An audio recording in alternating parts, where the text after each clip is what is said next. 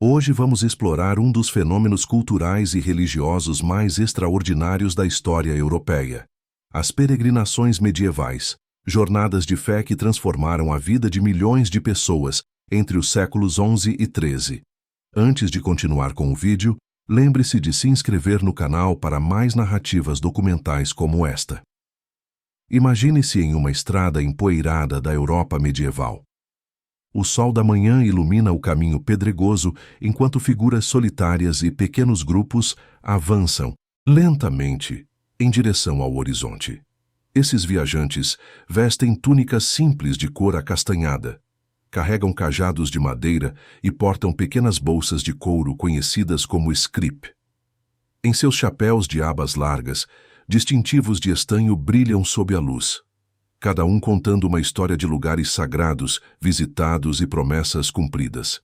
São peregrinos, e sua jornada é muito mais do que uma simples viagem.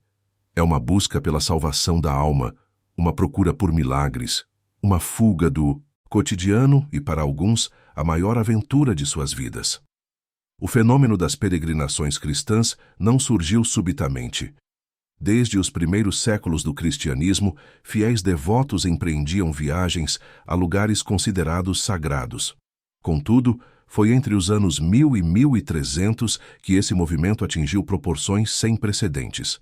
Nesse período, multidões incontáveis atravessaram montanhas, rios e fronteiras para visitar mais de 10.000 locais de peregrinação, espalhados por toda a Europa e além.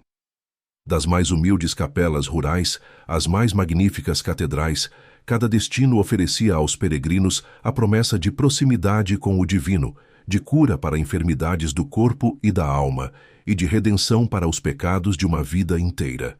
A própria palavra peregrino carrega em si o significado dessa jornada. Derivada do latim peregrinus, ela designa aquele que viaja de um lugar distante ou estrangeiro. Para ser peregrino, portanto, era necessário deixar para trás tudo o que era familiar: a casa, a família, os amigos, o trabalho, a segurança do conhecido. Era preciso ter não apenas a motivação para empreender tal sacrifício, mas também os meios para alcançar o destino almejado. A combinação desses fatores criou no início do segundo milênio o que podemos chamar de uma tempestade perfeita, capaz de impulsionar uma explosão no número de peregrinos que transformaria para sempre a paisagem cultural e religiosa da Europa. Diversos elementos convergiram para criar esse momento singular na história. Primeiramente, o número de locais de peregrinação crescia rapidamente. Além dos grandes destinos como Jerusalém e Roma, conhecidos desde os primórdios do cristianismo, inúmeros santuários menores surgiam em toda parte. Cada nova relíquia de santo, cada milagre relatado, cada visão mística dava origem a um novo ponto de parada para os fiéis em busca de graça divina. A multiplicação de santos reconhecidos pela Igreja e a disseminação de suas relíquias por igrejas e mosteiros criaram uma verdadeira rede de locais sagrados que cobria todo o continente. Ao mesmo tempo, as economias europeias experimentavam um período de crescimento significativo. Esse desenvolvimento econômico financiava e era financiado por melhorias nas redes de transporte em todo o continente. Estradas eram recuperadas, pontes construídas, hospedarias estabelecidas ao longo das principais rotas. Viajar, que antes era privilégio quase exclusivo dos muito ricos, tornava-se gradualmente mais acessível para pessoas de condições mais modestas. As distâncias pareciam encolher à medida que a infraestrutura se expandia. Havia ainda um terceiro fator, de natureza mais intangível, porém igualmente poderoso. A aproximação do aniversário de 1000 anos do nascimento de Cristo havia despertado especulações sobre um possível segundo advento. O fim dos tempos parecia iminente para muitos, e essa expectativa escatológica agia como um poderoso catalisador para a piedade popular. Quando o ano 1000 passou, sem que o mundo chegasse ao fim, muitos recalcularam suas expectativas para o ano 1033, 1000 anos após a crucificação. Essa atmosfera de antecipação religiosa, combinada com os outros fatores, produziu um efeito sem precedentes. O cronista Rodolfo Glaber, escrevendo por volta do ano 1030, registrou esse fenômeno extraordinário com um evidente espanto. Embora houvesse peregrinos antes de sua época, ele jamais havia testemunhado nada semelhante ao que agora observava. Antes do século XI, os peregrinos eram uma visão relativamente incomum nas estradas.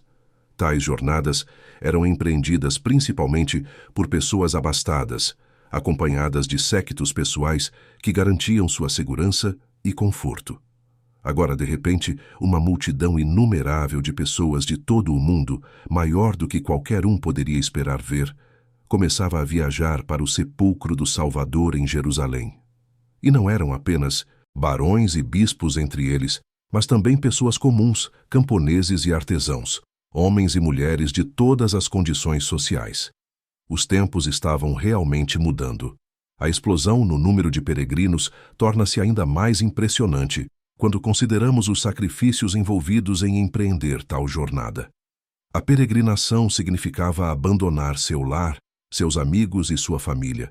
Significava viajar, potencialmente por grandes distâncias, para visitar um lugar onde provavelmente nunca se havia estado antes.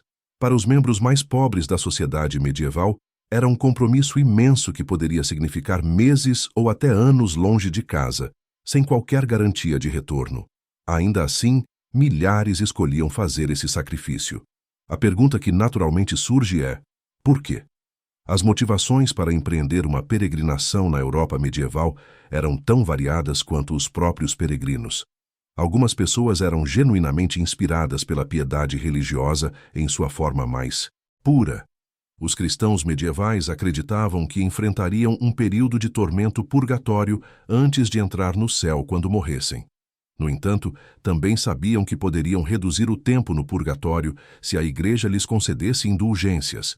E uma das maneiras de obter essas indulgências era ir em peregrinação. Cada santuário visitado, cada relíquia venerada, cada oração proferida em solo sagrado contribuía para a economia da salvação que governava a vida espiritual medieval. Em uma era em que a doença era comum e a ciência médica rudimentar, voltar-se para Deus em busca de cura parecia apenas natural. Muitas pessoas viajavam a locais de peregrinação para orar por familiares doentes ou para buscar uma cura milagrosa para suas próprias enfermidades. Os santuários mais famosos acumulavam registros de centenas, às vezes milhares de milagres, cada um documentado pelos monges guardiões, como prova do poder do santo ali venerado. Para os desesperados por cura, a peregrinação representava frequentemente a última esperança.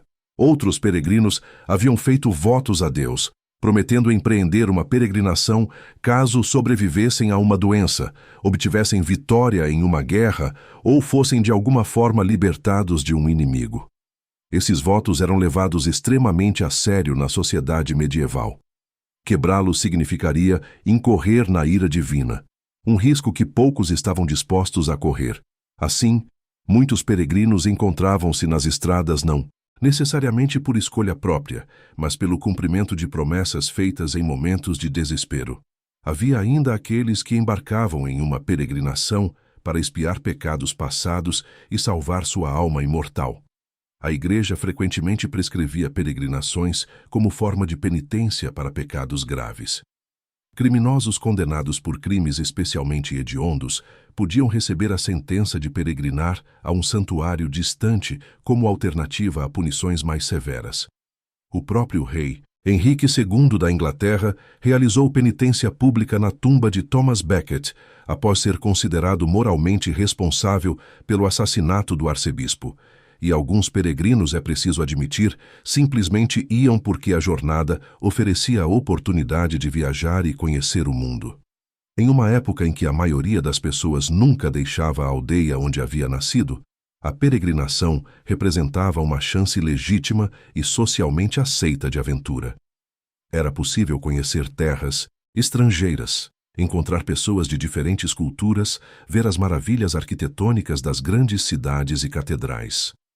Para muitos, especialmente os jovens, o chamado espiritual da peregrinação mesclava-se inextricavelmente com o apelo da descoberta. Naturalmente, a peregrinação também trazia perigos. Os viajantes podiam ser roubados ou até assassinados nas estradas. Bandidos espreitavam nas florestas e passagens montanhosas, prontos para atacar os incautos. Além dos perigos físicos, havia sempre o risco de ser desviado pelas tentações mundanas. Um provérbio espanhol medieval advertia: parte como peregrino, volta como prostituta. A longa jornada longe de casa, a exposição a costumes estranhos, as tentações das cidades maiores, tudo isso poderia levar o peregrino a se afastar do caminho da retidão que deveria ser o propósito de sua viagem. Mas como exatamente as pessoas comuns, sem recursos de um barão rico protegido por um séquito bem armado, podiam deixar seu sustento para trás e passar várias semanas ou meses viajando? Grande parte da resposta reside no fato de que as autoridades religiosas e seculares eram altamente favoráveis aos peregrinos. A peregrinação era, afinal, um empreendimento piedoso que era dever de todos os bons cristãos facilitar. Leis especiais foram aprovadas para proteger a propriedade dos peregrinos enquanto estavam ausentes em suas viagens. Ninguém poderia se apropriar das terras ou bens de um peregrino durante sua jornada sem enfrentar severas penalidades. Como peregrino, era mais provável receber caridade daqueles encontrados pelo caminho. As guildas locais, mosteiros e ordens religiosas ofereciam aos peregrinos acomodação e alimento. Hospícios e albergues foram fundados ao longo das principais rotas, especificamente para atender às necessidades dos viajantes sagrados. Os monges que administravam esses estabelecimentos viam o acolhimento aos peregrinos como um ato de piedade em si mesmo, uma forma de servir a Cristo servindo aqueles que o buscavam. Se o peregrino dominasse um ofício, poderia ter a oportunidade de praticá-lo durante o trajeto e ganhar algumas moedas. O fato de estar viajando também significava que poderia ganhar dinheiro carregando mensagens ao longo de sua rota, servindo como uma espécie de correio informal em uma época sem serviços postais regulares. Alguns peregrinos levavam consigo alguns bens para vender pelo caminho, combinando assim a jornada espiritual com uma modesta atividade comercial. Mas quando tudo é dito e feito, a vida podia ser muito difícil para um peregrino pobre. Muitos chegavam a seus destinos famintos, doentes, com os pés em chagas e as roupas em farrapos. Com o tempo, os peregrinos começaram a adotar uma forma distintiva de vestimenta pela qual passaram a ser identificados. Tipicamente, usavam uma túnica simples de cor acastanhada, às vezes remendada com o sinal da cruz. Frequentemente, usavam chapéus de abas largas, nos quais prendiam distintivos de estanho. Esses distintivos eram produzidos e vendidos nos santuários e lugares santos que visitavam, servindo como lembranças da peregrinação e prova de que haviam realmente chegado ao seu destino. Os peregrinos normalmente viajavam com um cajado de caminhada, um simples escripe ou bolsa e uma cabaça para a água. Tais indivíduos deviam chamar muita atenção nas estradas. Esse traje tradicional de peregrino permaneceu popular durante toda a Alta Idade Média. No entanto, mais tarde, na Baixa Idade Média, tais costumes passaram a ser vistos como anacrônicos por muitos. Na época de Geoffrey Chaucer, no final do século XIV, a maioria dos peregrinos parecia confortável em viajar com suas roupas do dia a dia, sem a necessidade de se distinguir visualmente dos demais viajantes. Os contos da Cantuária de Chaucer apresentam um grupo diversificado de peregrinos, cada um vestido de acordo com sua posição social, do cavaleiro ao moleiro, da prioresa à comadre de Bath. O destino supremo para uma peregrinação era, sem dúvida, a Terra Santa e os vários locais sagrados ali encontrados. Talvez o local mais sagrado de toda a cristandade fosse o Santo Sepulcro em Jerusalém. Ali, era possível visitar a Basílica do Santo Sepulcro e ver o próprio local do túmulo de Cristo. A pedra na entrada do túmulo havia sido afastada durante a ressurreição. Ali, o peregrino podia tocar a rocha sagrada, contemplar o túmulo sagrado e experimentar o próprio local onde Cristo havia ressuscitado dos mortos. A emoção de estar no lugar mais santo da fé cristã era frequentemente avassaladora. Os peregrinos também podiam visitar a Colina do Calvário, o lugar da crucificação, onde os monges presentes apontavam uma pedra manchada com o sangue de Cristo. Outras relíquias sagradas que podiam ser vistas nesse lugar extraordinário incluíam a cabeça de Adão, a pedra onde José de Arimateia havia lavado o corpo de Cristo após a crucificação, o jardim onde Cristo ressuscitado havia aparecido a Maria Madalena, o lugar onde a Santa Cruz havia sido enterrada, e muito mais. Cada local, cada relíquia, cada pedra do caminho parecia pulsar com significado sagrado. A rota de peregrinação a Jerusalém foi interrompida pelo conflito entre os turcos seljúcidas e os árabes fatímidas no final do século XI. Isso representou um grave obstáculo e perigos muito reais para os peregrinos que buscavam visitar a Terra Santa. Em 1009, o califa fatímida Al-Hakim ordenou a destruição da Igreja do Santo Sepulcro, um ato que chocou toda a cristandade. A instabilidade política na região dificultava enormemente as viagens, e relatos de peregrinos maltratados ou mortos chegavam à Europa com frequência alarmante.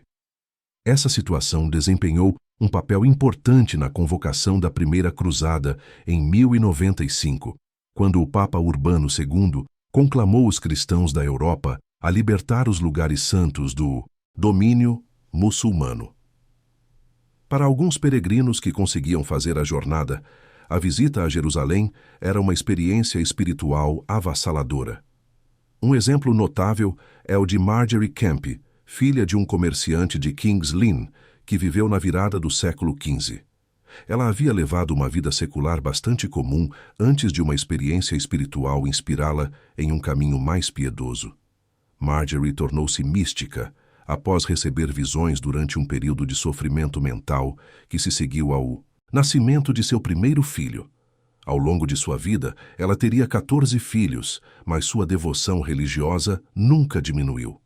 Em 1413, inspirada a fazer a grande peregrinação da Inglaterra à Terra Santa, Marjorie partiu em uma jornada que a levaria por toda a Europa até o Oriente Médio. Embora a Terra Santa estivesse em mãos muçulmanas nessa época, os peregrinos cristãos ainda eram autorizados a visitar os locais santos, pagando taxas aos governantes locais. Marjorie viajou primeiro para Veneza, onde passou 13 semanas aguardando o transporte marítimo. De Veneza, ela navegou até Jafa, e então fez o caminho por terra até Jerusalém, parte da jornada montada em um burro. Quando Marjorie avistou Jerusalém pela primeira vez, ela agradeceu a Deus com todo o seu coração, pedindo-lhe misericórdia e que, assim como ele a havia trazido para ver esta cidade terrena de Jerusalém, ele lhe concedesse a graça de ver Jerusalém, a bendita cidade acima, a cidade do céu. Ela quase caiu do burro em que montava, tão tomada estava pela alegria e pela doçura que sentia ao conversar com o Senhor. 2 peregrinos alemães a socorreram e a mantiveram firme. Um deles era padre e colocou especiarias em sua boca para confortá-la, acreditando que ela estivesse doente. Quando Marjorie visitou a colina do Calvário, ela caiu ao chão, tomada por uma visão estática de Cristo crucificado. Sua emoção era tão intensa, seus gritos e choros tão perturbadores, que frequentemente incomodavam os outros peregrinos que viajavam com ela. De fato, ao longo de toda a sua jornada, Marjorie foi frequentemente abandonada e criticada por seus companheiros de viagem por causa de seu comportamento emocional extremo e sua insistência em falar constantemente sobre Deus. Eles se recusavam a comer com ela, roubavam seu dinheiro e faziam troça de suas roupas. Ainda assim, ela persistiu em sua devoção. Tão poderoso era o chamado da peregrinação que podia inspirar uma devota filha de comerciante a viajar através da Europa até o Oriente Médio. A jornada a levaria para longe de sua casa e família por quase 3 anos. Após visitar Jerusalém, Marjorie retornou à Itália, visitando Assis e depois Roma, onde ficou por vários meses. Como muitos outros peregrinos ingleses medievais, ela se hospedou no Hospital de São Tomás de Cantuária, em Roma, um hospício fundado em 1362 especificamente para acolher peregrinos ingleses. Antes disso, os peregrinos frequentemente eram colocados em condições deploráveis, às vezes em lugares infestados de ratos. Nem todos os peregrinos à Terra Santa, é claro, viajavam em condições tão modestas quanto Marjorie. No verão de 1392, Henrique Bolingbroke, que mais tarde se tornaria o rei Henrique IV da Inglaterra, viajou para a Europa Oriental, esperando juntar-se à Ordem Teutônica em cruzada contra os pagãos lituanos. No entanto, quando chegou, descobriu que a paz havia sido acordada e não havia guerra a combater. Não desejando perder prestígio por causa de uma viagem desperdiçada, Henrique decidiu partir em peregrinação ao Santo Sepulcro em Jerusalém. A peregrinação de Henrique levaria até janeiro de 1393 para ser concluída. Em sua jornada, ele visitou as cortes de Praga, Hungria e Viena antes de chegar a Veneza para ser entretido pelo doge. De Veneza, Henrique partiu por mar para a Terra Santa, eventualmente chegando a Jerusalém. Ele foi o primeiro membro da realeza inglesa a pisar na Terra Santa desde Eduardo I, e o primeiro de todos a visitar o próprio Santo Sepulcro. Henrique naturalmente viajava com um extenso séquito bem armado. Sendo um importante dignitário, tinha garantia de ser bem recebido e entretido pela nobreza de cada terra por onde passava. Sua experiência de peregrinação era, portanto, consideravelmente mais confortável e livre de perigo do que a de alguém como Marjorie. Além da própria Terra Santa, Roma tornou-se uma atração fundamental para os peregrinos. A Cidade Eterna era significativa em grande parte por causa das muitas relíquias diferentes abrigadas em suas igrejas e santuários. O número dessas relíquias aumentou consideravelmente à medida que a Idade Média avançava. Cada nova aquisição, seja por doação, compra ou meios mais questionáveis, aumentava o prestígio e o poder de atração da cidade. Roma abrigava os túmulos dos apóstolos Pedro e Paulo, as correntes que haviam prendido São Pedro, fragmentos da Vera Cruz e incontáveis outras relíquias sagradas. O número de peregrinos que faziam a jornada a Roma aumentava enormemente durante os anos santos, na virada de cada século. Nessas ocasiões, os papas concediam indulgências especiais aos peregrinos que visitavam as basílicas sagradas de Roma. O primeiro ano santo oficial foi proclamado pelo Papa Bonifácio VIII em 1300, e a multidão de peregrinos que afluiu a Roma foi tão grande que a cidade mal conseguiu acomodá-los. Estimativas sugerem que mais de 2 milhões de peregrinos visitaram Roma naquele ano, uma cifra extraordinária para a época. As igrejas de Roma enriqueceram e conquistaram uma reputação crescente por sua ostentosa exibição de riqueza.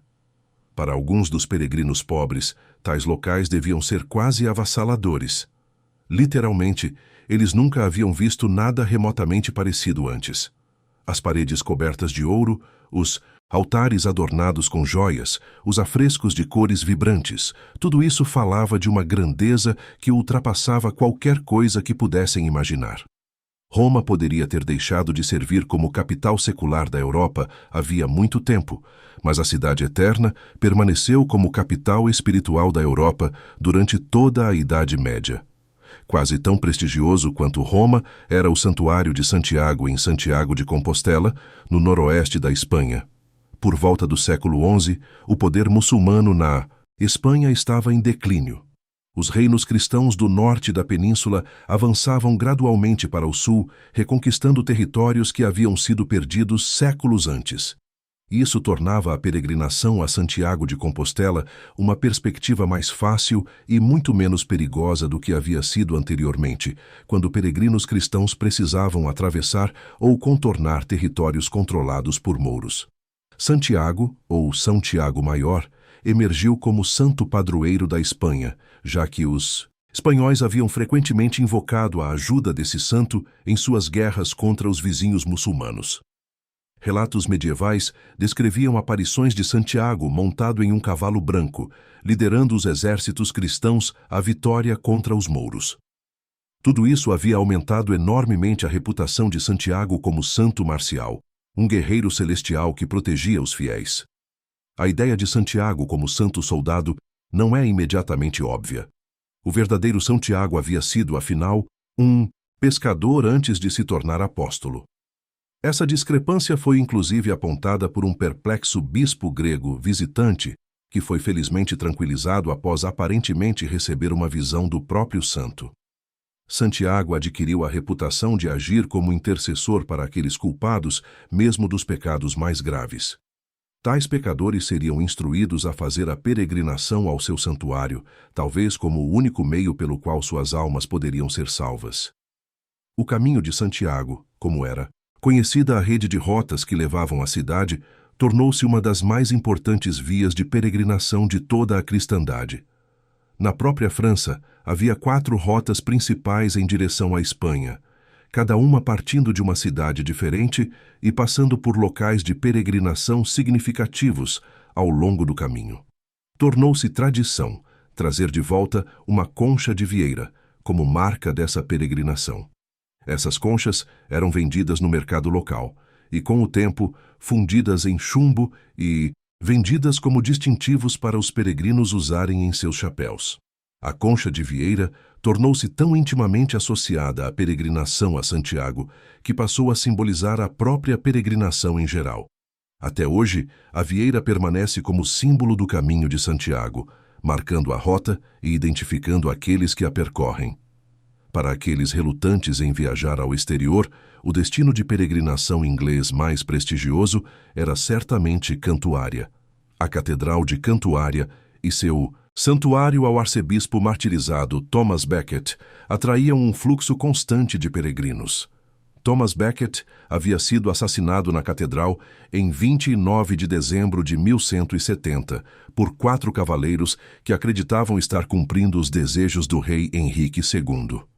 O rei havia entrado em conflito com o arcebispo sobre os direitos e privilégios da igreja e, em um momento de frustração, havia exclamado palavras que foram interpretadas como uma ordem para eliminar o obstinado prelado.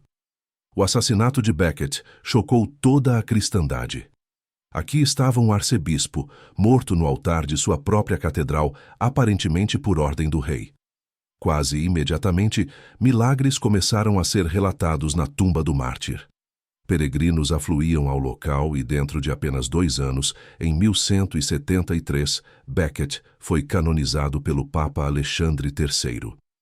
Nos primeiros 10 anos após sua morte, mais de 700 milagres de cura foram registrados em sua tumba, a maior coleção de milagres da Idade Média. O próprio santuário era verdadeiramente magnífico. Em 1220, os restos de Becket foram transferidos de sua tumba original, na cripta, para um novo santuário construído especialmente na Capela da Trindade, atrás do altar-mor.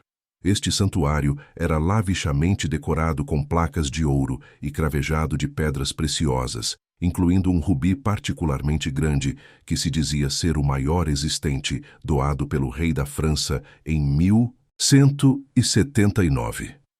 O caixão dourado foi colocado sobre uma base de mármore rosa, com nichos de oração elevados em 3 degraus, um local impressionante de fato para um peregrino pobre. Os visitantes podiam comprar pequenos recipientes sagrados, contendo água benta misturada com uma gota minúscula do sangue do santo mártir. Esses recipientes sagrados eram ditos ter poderes curativos benéficos, e peregrinos os levavam para casa como relíquias preciosas. Também era possível comprar distintivos de estanho como lembranças, retratando cenas e imagens da morte do mártir. Com 200.000 peregrinos visitantes por ano no auge da popularidade do santuário, a renda para a catedral era significativa. A catedral abria suas portas às 5 da manhã no verão e às 6 no inverno para admitir os peregrinos, e a maioria vinha durante a manhã antes do almoço. O segundo local santo mais popular na Inglaterra era o Priorado de Walsingham, em Norfolk.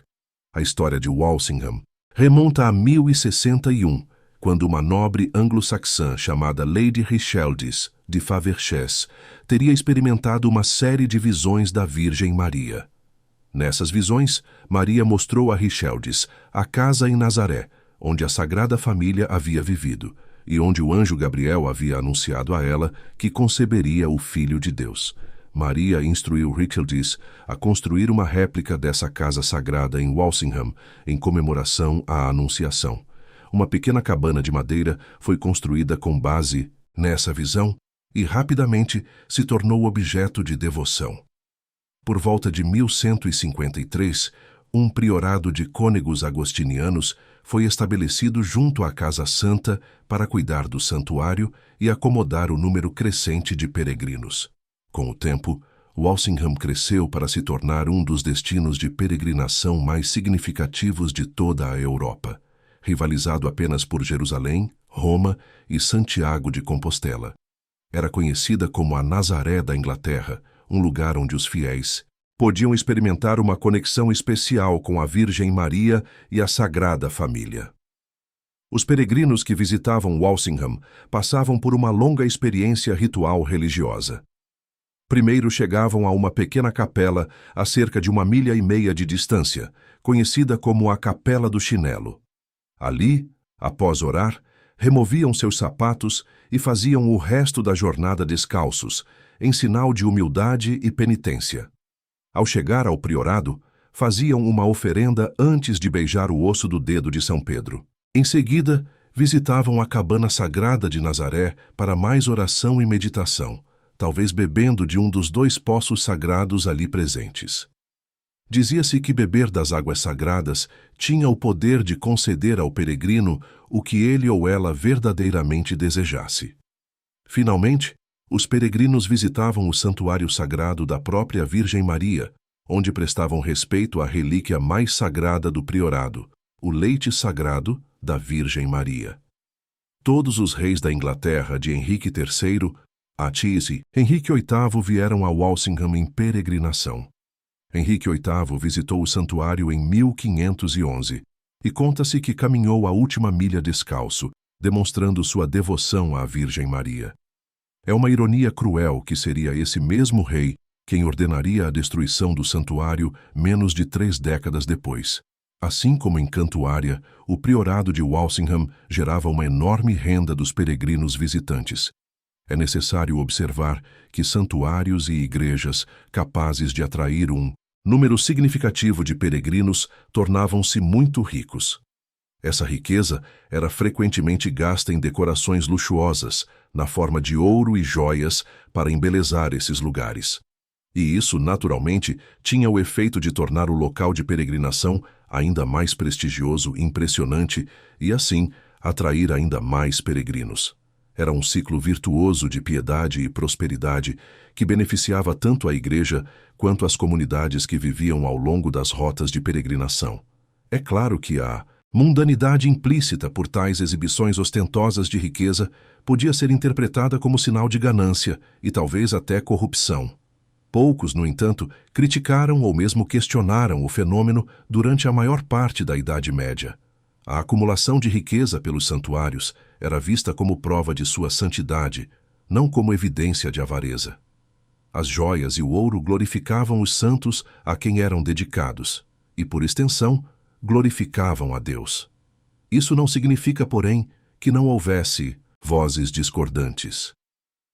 Guibert, o abade de Nogent-sur-Coucy, lamentava o fato de que alguns monges, seduzidos pelos presentes que os peregrinos frequentemente traziam consigo, permitiam que milagres falsos ocorressem. Relíquias duvidosas eram apresentadas como autênticas, histórias de milagres eram exageradas ou inventadas, tudo em nome de atrair mais peregrinos e, consequentemente, mais oferendas. São Bernardo de Claraval era ainda mais cético e investia contra o que via como mundanidade ávida por dinheiro. Muitas igrejas, ele afirmava, estão reluzentes de ouro, enquanto os pobres estão famintos e nus lá fora. Para Bernardo, a verdadeira piedade não residia em santuários ornamentados, mas na humildade, na caridade e na vida simples. Seus apelos por reforma, embora respeitados, tiveram pouco impacto imediato nas práticas estabelecidas. De modo geral, tais críticos eram vozes solitárias. Não haveria uma reação cultural séria contra esses santuários até a reforma do início da Era Moderna.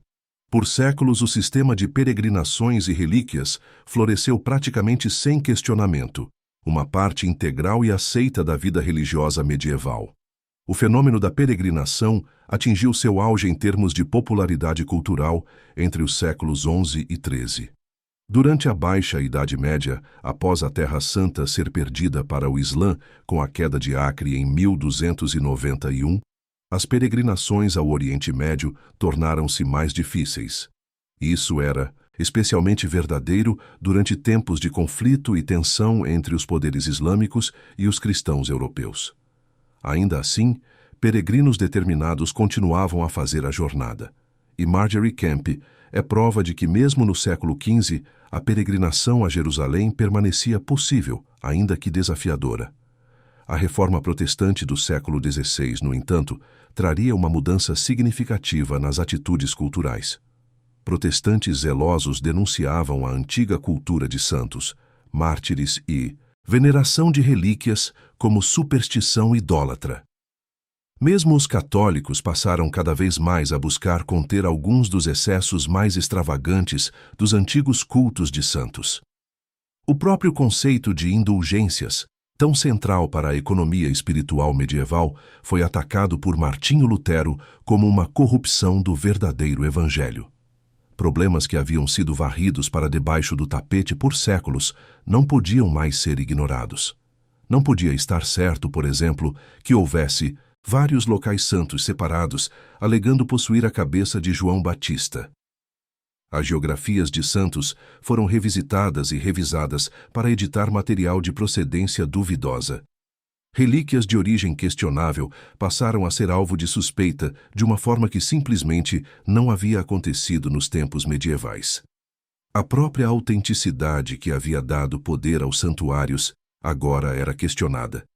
Na Inglaterra, a reforma tomou uma forma particularmente destrutiva.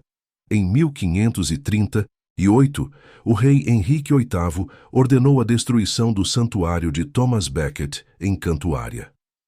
A riqueza acumulada ao longo de séculos foi confiscada pela coroa. O próprio Becket foi declarado traidor. Seu nome deveria ser obliterado e suas relíquias destruídas. O santuário de Walsingham sofreu o mesmo destino no mesmo ano. A figura da Virgem Maria foi levada para Londres e queimada. 11 pessoas, incluindo o subprior Nicholas Milcham, foram enforcadas por resistir à supressão. A peregrinação, como fenômeno cultural, não desapareceu completamente, mas a partir de então seria uma questão bem mais reservada e sóbria. As estradas da Europa do início da Era Moderna não seriam mais preenchidas pelas multidões inumeráveis que haviam espantado tanto Rodolfo Glaber em 1030. Os grandes santuários medievais, com seu ouro e joias, suas relíquias milagrosas e suas multidões de peregrinos, pertenciam a uma era que havia chegado ao fim. No entanto, o legado das peregrinações medievais perdura até os dias de hoje. As rotas que os peregrinos percorreram há séculos ainda existem e muitas foram preservadas e restauradas. O Caminho de Santiago, em particular, experimentou um notável renascimento nas últimas décadas. Centenas de milhares de pessoas caminham suas trilhas a cada ano, algumas por razões religiosas, outras em busca de aventura, reflexão pessoal ou conexão com a história. Em Walsingham, santuários anglicanos e católicos foram restabelecidos no século XX e a cidade novamente recebe peregrinos de toda a Grã-Bretanha e do mundo. As catedrais e igrejas que serviram como destinos de peregrinação permanecem como monumentos arquitetônicos extraordinários. Canterbury, Chartres, Santiago de Compostela, Roma. Cada uma dessas cidades guarda tesouros de arte e arquitetura que foram criados em grande parte graças ao patrocínio dos peregrinos. Os vitrais, as esculturas, os afrescos, os relicários de ouro e prata, tudo isso foi financiado pelas oferendas de milhões de fiéis ao longo dos séculos. Mais do que os monumentos físicos, porém, o que perdura é o espírito da peregrinação. A ideia de que uma jornada pode transformar o viajante, de que o caminho em si tem tanto valor quanto o destino, de que sair de casa e enfrentar o desconhecido pode levar a descobertas profundas sobre si mesmo e sobre o divino. Essa ideia transcende qualquer religião particular e continua a ressoar com pessoas de todas as fés e de nenhuma.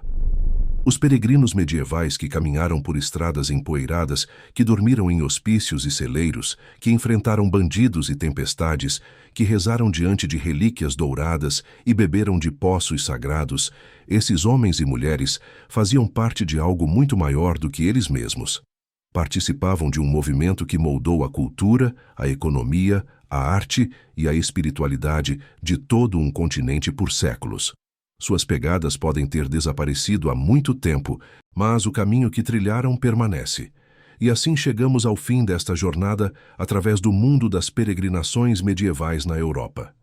Percorremos juntos as mesmas rotas que milhões de peregrinos trilharam há séculos, desde as movimentadas estradas que levavam a Roma e Santiago de Compostela, até os caminhos sagrados da Terra Santa e os santuários da Inglaterra.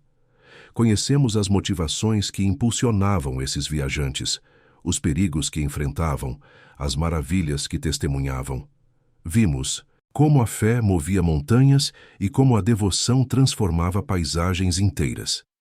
Se esta narrativa tocou seu coração e despertou sua curiosidade sobre o passado, se você sentiu algo daquela mesma atração que levou milhões de pessoas a deixar suas casas em busca do sagrado, então considere fazer parte desta comunidade de exploradores da história. Assim como os peregrinos medievais deixavam marcas nas estradas que percorriam, você pode deixar sua marca aqui. Inscreva-se neste canal e junte-se a nós nesta jornada contínua de descoberta. Deixe seu comentário compartilhando suas reflexões, suas perguntas, suas próprias histórias de viagens e buscas pessoais.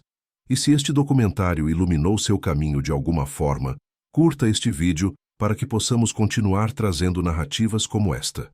Afinal, assim como os peregrinos medievais encontravam companhia e apoio uns nos outros ao longo de suas jornadas, nós também construímos algo juntos, uma comunidade de pessoas curiosas que buscam entender o mundo através de suas histórias. Obrigado por ter caminhado conosco até aqui.